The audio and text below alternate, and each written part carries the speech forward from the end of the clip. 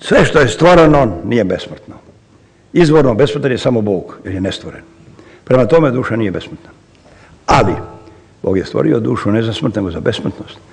Voljom Božjom, blagodaću Božjom, duša je besmrtna i bit će besmrtna.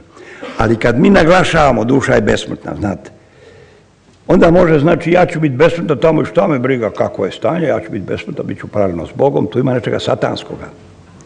Ništa od te njene bit će izvor muka te njene besmrtnosti i zato je mučenik, simpatičan, dubok čovjek, Buda i govorio, najveća nesreća jeste želja za životom, za egzistencijom i želja za nirvanom. Freud nesrećni u zadnjim svojim delima je govorio, biće u dubini svojoj žedni za nebićem. I za svakoga libida i za svake strasti, čežnje, afekta stoji želja da nestane.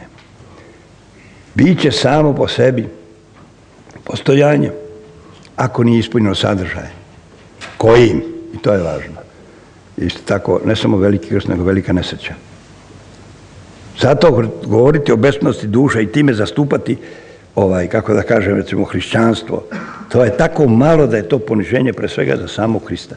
Da je bilo dovoljno da duša bude besmrtna, ono bi bilo besmrtno. Što je Hristo dolazio? Šta je se učio Batrgo, raspinjao se? Znate, samo iz žiže, iz sočiva Hrista možete posmatrati i dušu. Ona je od Boga stvorena za besmrtnost. Bog nije stvorio smrt i neće. Satanu bi bilo nagrada da on nestane. Gospodine, stvori se i nema priroda u sebi snagu da uništi sebe, da pretvori u nebiće. Svako biće je Bogo i po prirodi svoj đavo je dobar. I đavo će, ali je nesreća u raskoraku sa prirodom.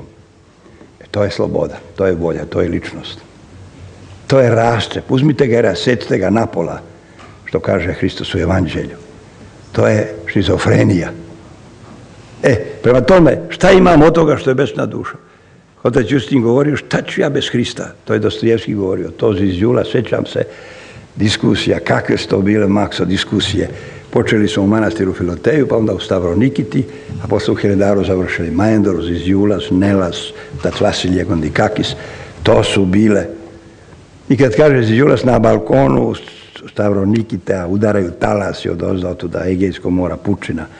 Mnogo je fino spavati u Stavronikiti. U temelje manastira udaraju talasi. Svuvijek ih ima, pošto je otvorena pučina prema Maloj Aziji. Šta imamo od toga ako to nije Hristos? Tu je hrišćanstvo. Ako nema Hrista, šta će mi besmrtnost? Užas. Ja sam se jednog deco probudio, kao mlad kaluđer u ćelijama, sa jednim takvim osjećanjem da sam negde u svemiru. Bože, kako šuplje, prazno, tuga, kuko bi nagla, šta ću ja, šta imam ja od toga? Galaksije, sve to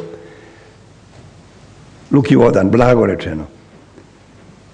Pavle koji je krenuo u zakonu, dosledno Božji zakon, Mojsijevac, Gamalilo učitelj. Sve sam to za trice i kućine, samo da Hrista zadobije. U tom kontekstu, nemojte govoriti o besmrtnosti duše. Dali su meni, kad sam bio profesor sinoda, trebao da izdam neku knjigu, Bog, besmrtnost duše i zagrobni život, knjiga, da napišem preporuku. Ja sam kazao, gospodo, ja ne mogu da preporučim da objavi sinod, jer sve tri te tačke nisu hrišćanske. Ni Bog, ni besmrtnost duše, ni zagrobni život. Nego Sveta Trojica, vaskrsenje i večni život u carstvu. To je hrišćanska tematologija.